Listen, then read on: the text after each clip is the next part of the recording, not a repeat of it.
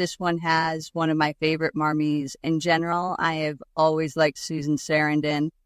She managed to have that very mature and very wise feeling of Marmee without it feeling very ridiculously overbearing or overly nice, so that it doesn't feel real. You don't go like, there is no way there is a mother in the world who acted like that. Yeah, this feels very true. This feels like a mother.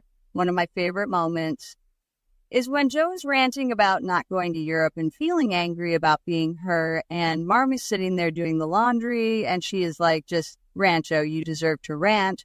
Claire Danes is definitely one of my favorite Beths.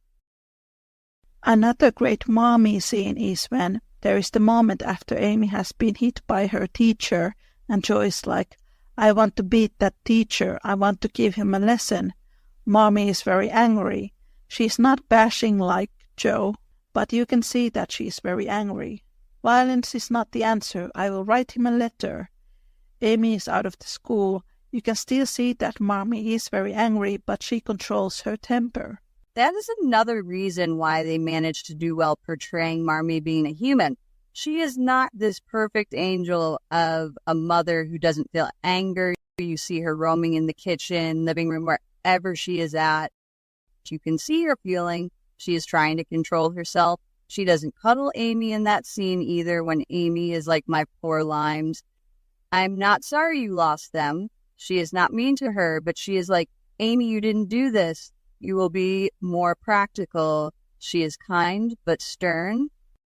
Marmee has to be practical, especially at that point.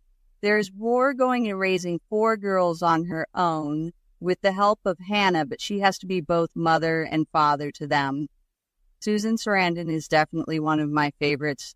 She is an excellent Marmee. There are lots of visual clues too. I remember someone made a post on somewhere where they showed how there is 4 of them and they share clothes and hand-me-downs, but we see clearly Jo's red dress is given to Beth, and Meg's blue dress she wants to wear for the party. She gives that to Amy, and we don't see at any point Amy wearing any of Jo's dresses or Beth wearing any of Meg's. Another thing I like about this adaptation is that it shows how Amy is more closer to Meg. I would not say she is her favorite sister, but Amy finds comfort from Meg. It is the same with Jo and Beth. This is also mentioned in the book. In the novel, it is said that Jo saw Beth more as her child. You actually talked about that in this podcast. There are moments in this movie with Meg and Amy where Amy goes to Meg when she wants somebody to pet her. In that scene where Amy was hit by the teacher, Meg is holding her and petting her. It is the same when Jo attacks her after burning the manuscript. Meg is the one giving her that petting. That really is one of those nice visual clues showing how close these two are with the younger siblings. Like you said in the book, they do say Jo and Beth are the closest and Meg and Amy are closest. I think in the book Jo shared her room with Beth and Meg with Amy. I think they mentioned that after Beth passed away, Jo had to see her bed empty every day, something like that. I remember in 1933, one after Jo cuts her hair, it is her and Meg sharing a bedroom. She sees her crying. Oh, Dad is going to be totally fine. And she says, no, I am crying about my hair. I guess I always thought they shared a room because they were the 2 oldest, so they would be just naturally be together. This one has another good Aunt March. Mary Wickes, she was another great actress during the old Hollywood era. It is one of those small moments. Aunt March is having tea with Marmee, and Jo runs off after Marmee says, Meg can have my gloves. Jo screams, you can have Marmee's gloves. Aunt March is like, oof, and Marmee is like, more tea, and is like, no thank you. I always thought that moment was amusing. Mary Wickes, she is a phenomenal actress. If I remember correctly, that moment was improvised by Susan Sarandon. It was not in script. I did like her. She was one of those actresses that managed to give that balance of likable and non-likable. She is not as much compared to some other Aunt Marches. She really steals every scene she is in. Oh yeah, definitely. She's funny. How faithful do you think this version is? There are times when I go, it is pretty faithful, but then I go, there are moments when they went with a little liberty, which sometimes I think that is okay. Sometimes I'm like, To me, this would be the perfect version of Little Woman if it would not romanticize Jo and Laurie. Every adaptation does that, which is unfortunate. If this movie would not do that, it would get all 5 stars from me. Now it's like 4.5 stars. Another thing I wish that there was a little bit more is Meg and John. We do get a little bit, but I don't feel like they are as prominent as in some other versions. They did have their moments. I did like they surprised him with the twins. I thought that was cute. I think, like you said, 4.5 kind of vibe. There's a really funny scene. You know, the moment Laurie is in the window shouting, "Come and play with me, it is so boring here." And then John goes like, "Do not shout at the ladies." Then he goes to the window and is like, "Sorry."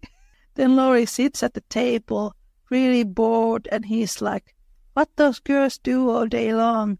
And John says something like, "Women's lives are mysterious to us." That is a really funny scene. John, he has like a magnifying glass in his hands and he's playing with it. And I'm like, maybe John is bored too, teaching this little guy. You remember the scene with Meg's glove? I always thought Meg gave him the glove.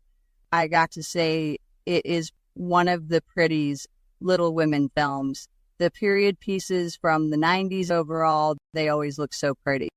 Even if I don't know the movie, I watch it and I have a feeling of nostalgia. I don't know why. Somehow the 90s always manages that, and I don't know, is it partially because how pretty the film is or the score?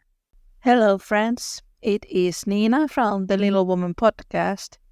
Just to let you all know that the Little Woman podcast episode transcripts are now available as books. You can find them as paperbacks and ebooks. They are wonderful reading for all the fans of Louisa May Alcott. You can find all the links from the description. And now, back to the show.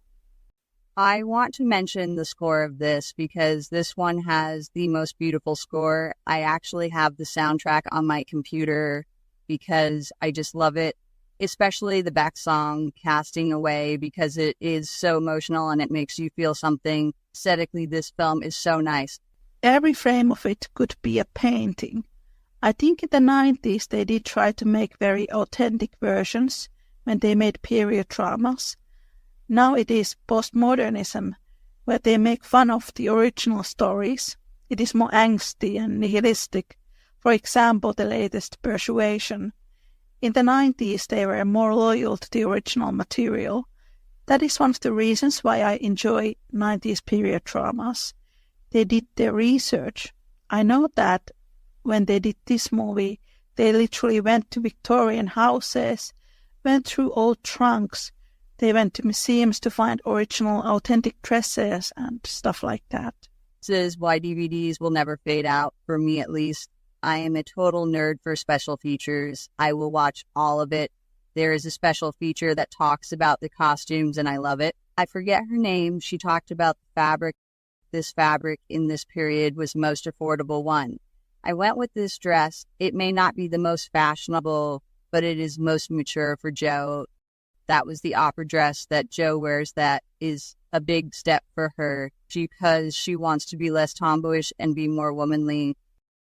I really like the costumes. The costume designer really knew her stuff and did her research, and she knew that time period, how to translate the characters' story arcs through their looks. What do we think about Trini Alvarado as Meg? I like her. I haven't seen many films of her. I think the actress is from Puerto Rico. I read this quote from her where she said that she was happily surprised that she was casted as Meg because she is a Latino. Let me see. I check. Yes, she was born in New York. Her mother is Puerto Rican flamenco dancer and her father was Spanish born. I figured from the name that she might have some roots there, but I didn't know she is fully Latina. We don't see too much of Meg's story in the movie. I did feel we did get that progression of teenage Meg, who is really dreamy and hopeful and wants riches and wealthy things and wanting to fit into the society to being more like, no, maybe Brooke is poor, but he loves me. I like that scene at Christmas. It is her, Marmee, and Jo butting heads. Jo is like, you are going to marry that guy. And she is like, I like him. I love him. He is a good man. I don't care that he is poor. You can really tell Meg is not over with her feelings. It is clear she does. She may not tell the people how much she really loves him. But then we get the scene later when Mr. March comes home and we see her and John pretty much making out. I think it worked to show how much earlier she was like, oh, I do like John. He proposed in a letter and Jo is making a face. He proposed you that way. But then her feelings come out more.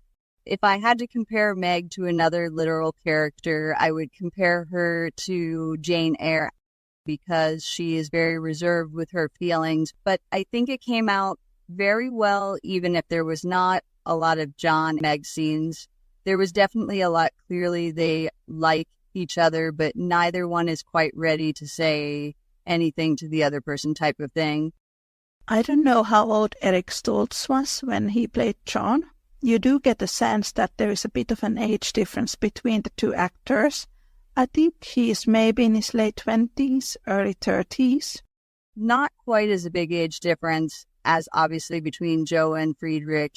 I do feel like he was a little bit older. Let me see. He is 5 to 6 years older. That is not so much. It is always very vague in the book what is the age difference between Meg and John.